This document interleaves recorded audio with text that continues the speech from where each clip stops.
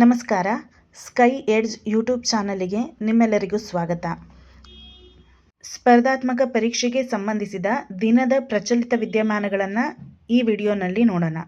ಸಂಚಾರ ಸಾಥಿ ಆ್ಯಪ್ನ ಮೊಬೈಲ್ನಲ್ಲಿ ಅಳವಡಿಸಿಕೊಳ್ಳೋದಕ್ಕೆ ಕೇಂದ್ರ ಸರ್ಕಾರ ಕಡ್ಡಾಯಗೊಳಿಸಿದೆ. ಬೇರೆಯವರ ಆಧಾರ್ ಕಾರ್ಡ್ನಲ್ಲಿ ಸಿಮ್ ಖರೀದಿ ಮಾಡೋದು, ಮೊಬೈಲ್ ಕಳ್ಳತನ, ಪ್ರತಿ ಮೊಬೈಲ್ಗೂ ನೀಡಲಾದ ರಾಷ್ಟ್ರೀಯ ಮೊಬೈಲ್ ಗುರುತಿನ ಸಂಖ್ಯೆಯನ್ನು ನಕಲು ಮಾಡಿ ವಂಚನೆಗಳಿಂದ ಜನರನ್ನು ರಕ್ಷಣೆ ಮಾಡುವ ಸಲುವಾಗಿ ಕೇಂದ್ರ ಸರ್ಕಾರ ಈ ಆ್ಯಪನ್ನು ಜಾರಿಗೊಳಿಸಿದೆ.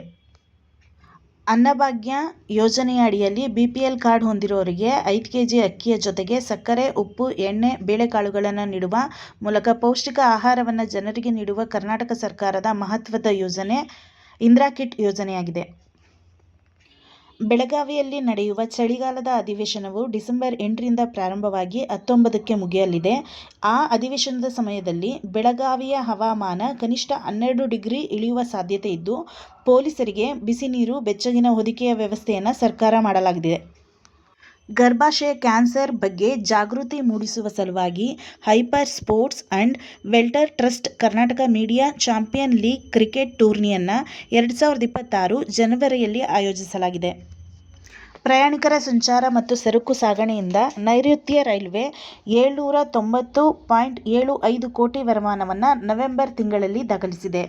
ಕೇಂದ್ರ ಸರ್ಕಾರವು ಕಾರ್ಮಿಕರ ಕಲ್ಯಾಣದ ದೃಷ್ಟಿಯಿಂದ 4 ಕಾರ್ಮಿಕ ಸಂಹಿತೆಗಳನ್ನು ರೂಪಿಸಿದ್ದು, ವೇತನ ಸಂಹಿತೆ 2019, ಕೈಗಾರಿಕಾ ಸಂಪರ್ಕ ಸಂಹಿತೆ 2020, ಸಾಮಾಜಿಕ ಭದ್ರತಾ ಸಂಹಿತೆ 2020, ಉದ್ಯೋಗ ಭದ್ರತೆ, ಆರೋಗ್ಯ, ಕೆಲಸದ ಸ್ಥಿತಿಗತಿಗಳ ಸಂಹಿತೆ 2020.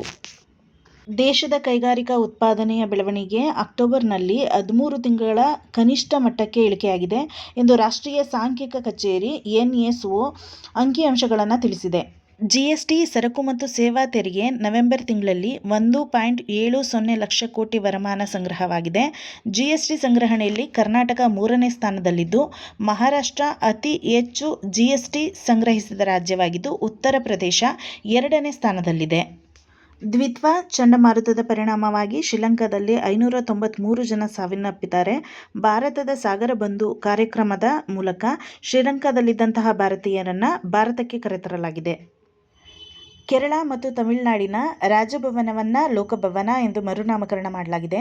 ದೇಶದಲ್ಲಿರುವಂತಹ ಎಲ್ಲ ರಾಜಭವನಗಳನ್ನು ಲೋಕಭವನ ಹಾಗೆ ರಾಜ್ಯ ನಿವಾಸವನ್ನು ಲೋಕ ನಿವಾಸ ಎಂದು ಮರುನಾಮಕರಣ ಮಾಡುವಂತೆ ಕೇಂದ್ರ ಗೃಹ ಸಚಿವಾಲಯ ನಿರ್ದೇಶನವನ್ನು ನೀಡಿದೆ.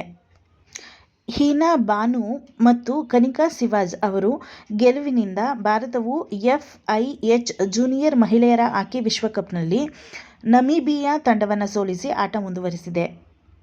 ಏಕದಿನ ವಿಶ್ವಕಪ್ ಗೆದ್ದ ಭಾರತ ಮಹಿಳಾ ಕ್ರಿಕೆಟ್ ತಂಡದಲ್ಲಿದ್ದಂತಹ ಪ್ರತಿಕಾ ರಾವಲ್, ಸ್ನೇಹಾ ರಾಣಾ ಮತ್ತು ರೇಣುಕಾ ಸಿಂಗ್ ಠಾಕೂರ್ ಮೂವರಿಗೆ ಭಾರತೀಯ ರೈಲ್ವೆಯಲ್ಲಿ ವಿಶೇಷ ಕರ್ತವ್ಯಾಧಿಕಾರಿಗಳಾಗಿ ಬಡ್ತಿ ಸಿಕ್ಕಿದೆ.